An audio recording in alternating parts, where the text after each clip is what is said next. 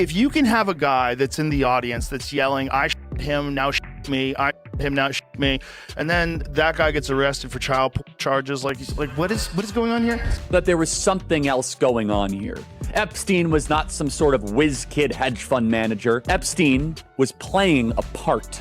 Epstein was a LARPer. Epstein was cast for a specific role, and he played it really well. I don't necessarily think they know what's going on yet. There's a lot of weird shit going on with this. I know. None of these things make any sense to me. Like, you're telling me that this kid who's not military trained, this guy, first of all, how did he get to the roof? How come nobody was looking? How come nobody was like, there's a... Joe Rogan just said something about Charlie Kirk's death that no one was supposed to hear. What looked like a tragedy might be something far darker. Because if what he's saying is true, it doesn't just change Charlie's story, it changes everything we thought we knew about who controls the truth. The story is buried under shadows, filled with silence, secrets, and people who suddenly don't want to talk. And now, as Rogan breaks his silence, he isn't just questioning what happened. He's exposing the names tied to it, including the ones who've stayed quiet while everything burned around them. Coincidence. Hold on to that thought. Did you know that Charlie Kirk's father, Robert W. Kirk, was actually the architect for Trump Towers? Also, did you know that Erica Lane Kirk won Miss Arizona USA in 2012? Don't forget, Donald Trump ran Miss America from 1996 until 2015. Seeing the correlation here? Now, not saying age difference is a big thing, but did you know Erica was 5 years Charlie Sr.? But this is where coincidences aren't. Well, this was so arranged. And there's so much more to Erica Kirk. Kind of like how she was all into basketball, didn't want to be all girly, never liked to dress up, even cut all her hair off and ended up being Miss USA. How does that happen? How do you go from sports to Miss USA? And then they meet at a Turning Point event in 2018, where she's interviewing for a job for Turning Point. Things exploded when Joe Rogan took the story to his podcast, calling the official version nothing short of absurd. He tore into the media's silence, pointing out strange details they completely ignored, like the photo of the so-called suspect, a 22-year-old holding what appeared to be a scoped rifle. Rogan claimed it looked far too clean, far too modern for the chaotic scene they were trying to the sell. Charlie Kirk thing happened, because my antennas went up about, they showed the photo of that kid, or the guy that they have, the 22-year-old, whatever. And I was almost going to be like, dude, do you think he's got the capability to do that? Yeah, well, listen, there are people that look like that have the capability to do that. Pretty accurate. Nope. No? Not hard. Not hard at all. Hard. Let me dispel that. Okay. Okay. 200 yards from a prone position with a dead-on rifle. So if you have a dead-on rifle, so you set this rifle, you set your 0 to 200 yards, right? You know how far you're going to... Is not hard at all. He a lot? You don't have to a lot. I could do it tomorrow. If you're no, but you are experienced. If it's someone that's never could they do it? 100%. Not Really? if they've never they wouldn't know where to look. They'd have a hard time acquiring the like when you look through a scope, like with the reticle is weird. Like it's sometimes Takes a minute. You got to know the distance that you have to be from it to really line it up in your sights. But you could get a guy like my friend Andy Stumpf, who was a sniper in the SEALs. You could get him, and he could show you how to do it in an afternoon, and then you could hit steel at 200 yards every time you pull the trigger. One day you could learn. Yeah. Wow. Yeah. Not that hard. Because it feels insane to me. I'm like, that seems tough. It seems tough. We still haven't figured out whether or not the gun that Trump had a sight on it, because we weren't sure if it had a sight on it or if this guy was using iron sights.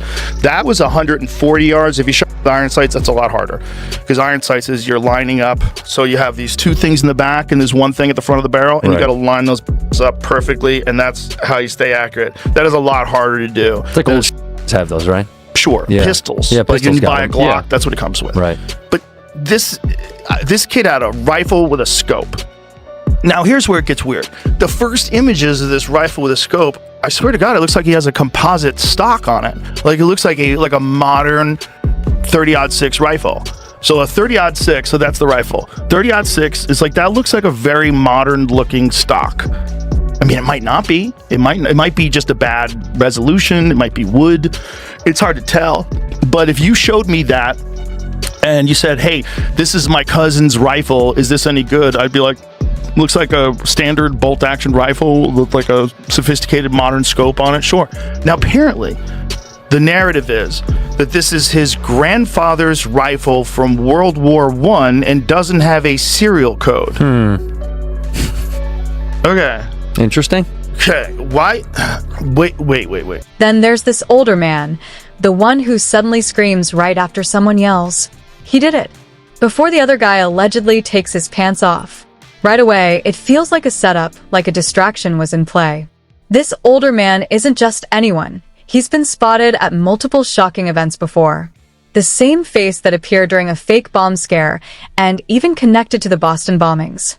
And here he is again shouting. Did he take his pants off? Right as chaos unfolds. He's on record. He's on the 911 list. Always there when something major goes down. And this time, he's arrested instantly on child pornography charges. Just like that. And once he's in custody, any chance of hearing his side of the story disappears completely. Online investigators start asking the same thing. What are the odds?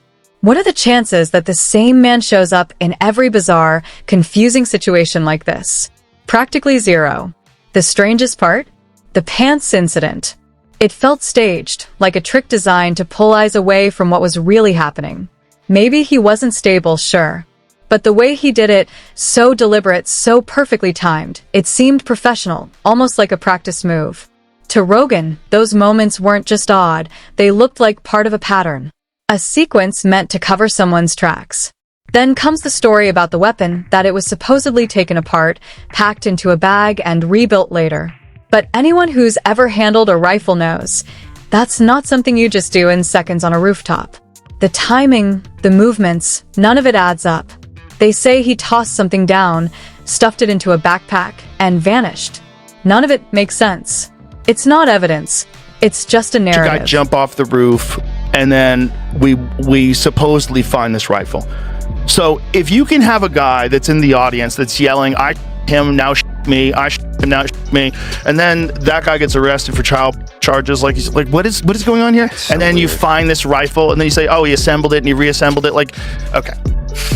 If I wish I was a cop, I'd sit in a room like. A short clip of Rogan's words suddenly blew up online.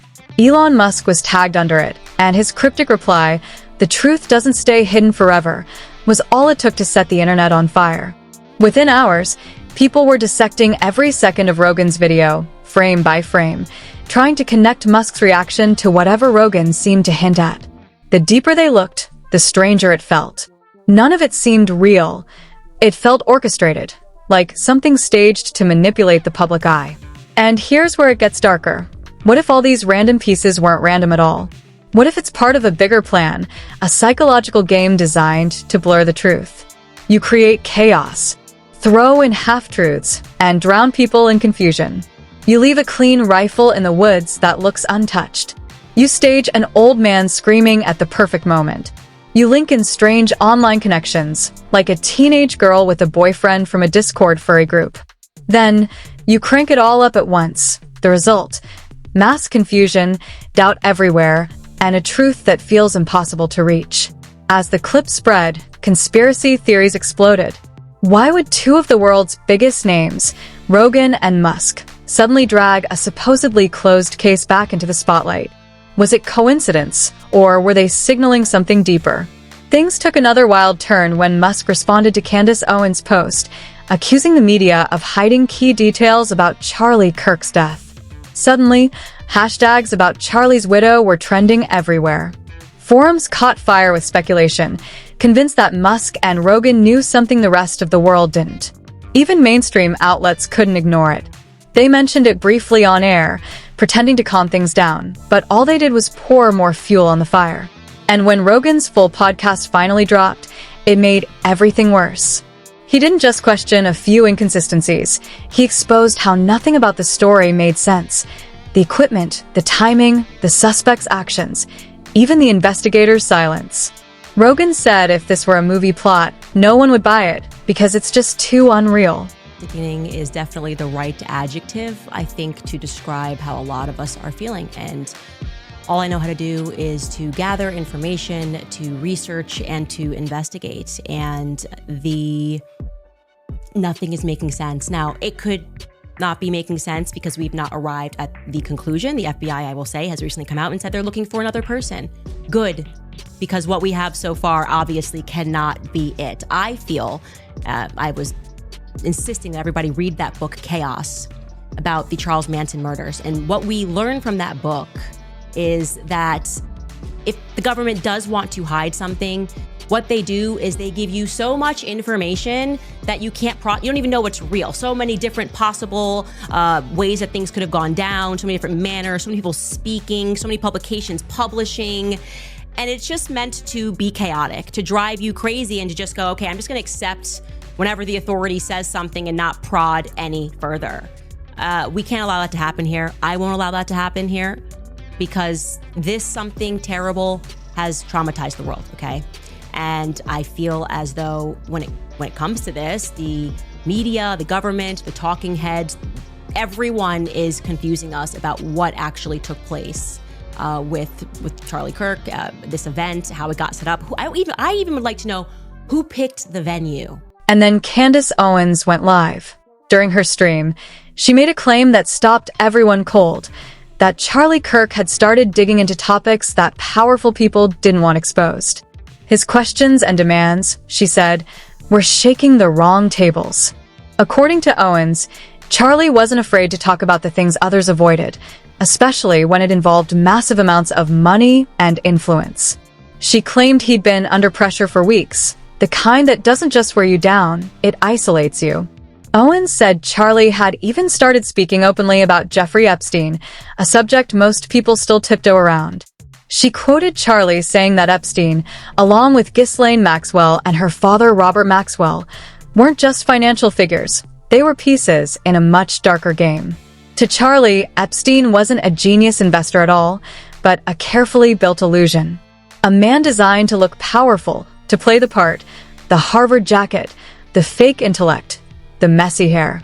But behind the curtain, he was just a tool, someone built to gain access to the elite. Charlie believed Epstein's real purpose was control, to compromise the powerful through manipulation and blackmail. Owens backed this up with claims that Epstein's web may have stretched across U.S., Israeli, and Saudi intelligence circles. Maybe he was just a hired hand, she said. Someone paid to get close to royals, politicians, and hand the evidence over to whoever paid most. Then Owens revealed something explosive, a screenshot from a private group chat. In it, Charlie mentioned losing major Jewish donors, saying, "We lost another $2 million because we didn't cancel Tucker.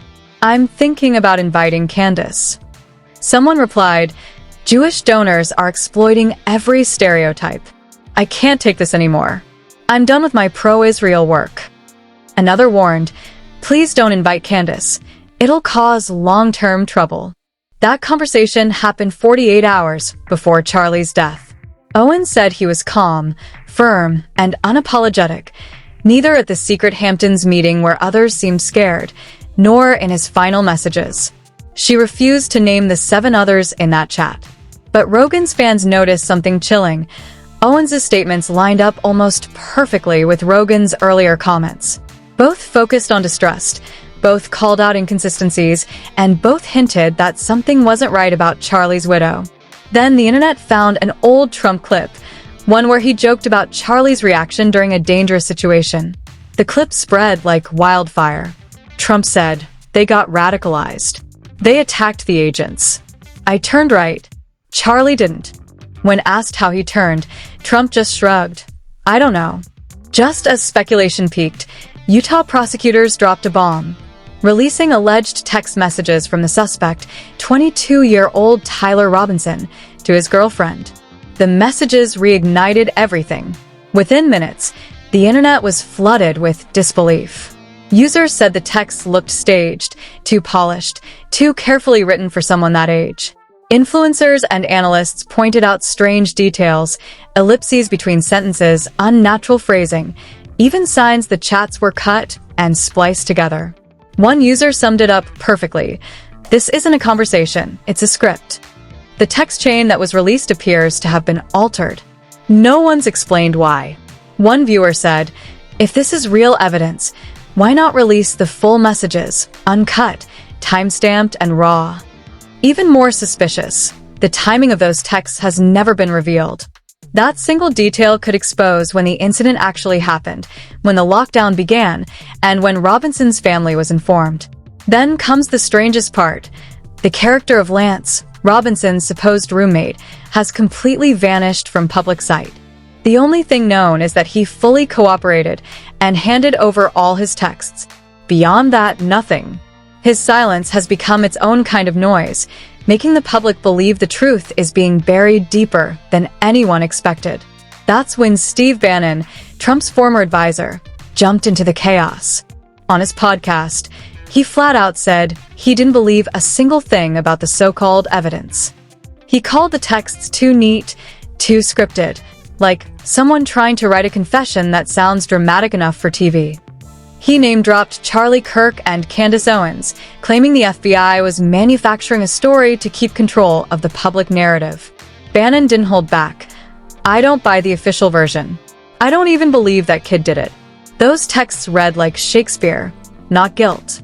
He then pointed out chilling inconsistencies from the day it all happened, like the SD card mysteriously missing from Kirk's team's camera and a man seen fixing his hat just seconds before the tragedy unfolded.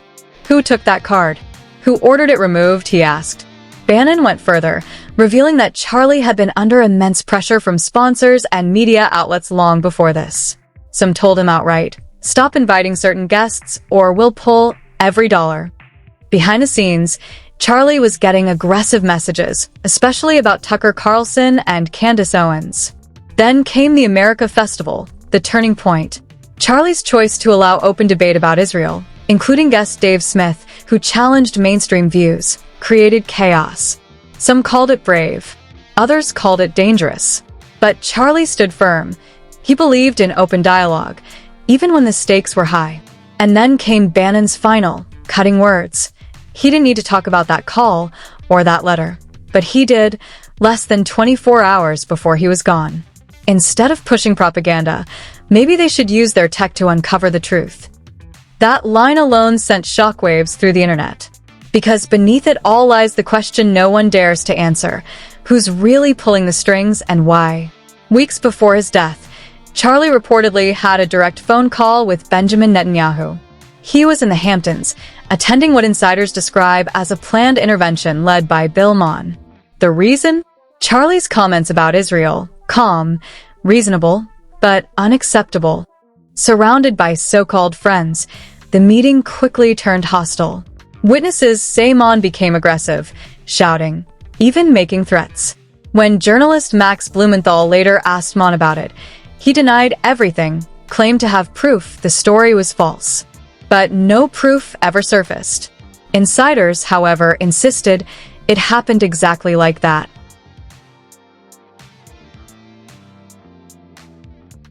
Shortly after, Netanyahu himself reached out to Charlie with an invitation to visit Israel. But according to those who knew him, it didn't feel like an invitation. It felt like a warning. The narrator of this story even revealed something chilling. When I started asking questions about Israel, I felt the same pushback. They told me to come for a discussion. But it wasn't a discussion, it was pressure. Just like Charlie faced. Reports claimed Charlie was offered a massive sum of money, a supposed media partnership, but in truth, political influence disguised as support. The deal was so big it could have reshaped Turning Point USA entirely. But Charlie refused. The diplomatic trip, offered to Israel, insiders said, was nothing but a psychological reset. They told him, come to Yad Vashem, take a photo, visit, we'll fix everything. But he said no, directly, publicly, and defiantly. When the narrator challenged Bill Maher, saying, if you want to deny this, do it. We have messages and witnesses. She decided to contact another person from that Hamptons meeting, Seth Dillon, founder of Babylon Bee. She texted him the night before. No response. By morning, still silence. She texted again. You were there when Maher lost his temper. You saw the call. Now the messages are out. Are you still saying it was friendly? No reply. But within minutes, Dillon reached out to Turning Point USA. Urgently. And when you look at the pattern, all the missing pieces, the ignored details, it's impossible to believe this was just coincidence. Online, theories exploded.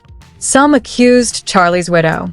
One Reddit post read, the Instagram video she uploaded, her hand touching his, saying, "I love you." It doesn't look like grief. It looks like performance. Another said, who holds a fireworks memorial with lights and music just a week after losing their husband? That wasn't mourning, that was staging. But some argued Erica might just be another pawn, a piece moved by a much bigger force. Maybe Turning Point itself was orchestrating everything, controlling the public image while the real truth was buried. So the question remains, what's the real story behind Charlie Kirk's death? Who's silencing the evidence? And how far will they go to make sure the truth never comes out? Tell us what you think. What's really going on here?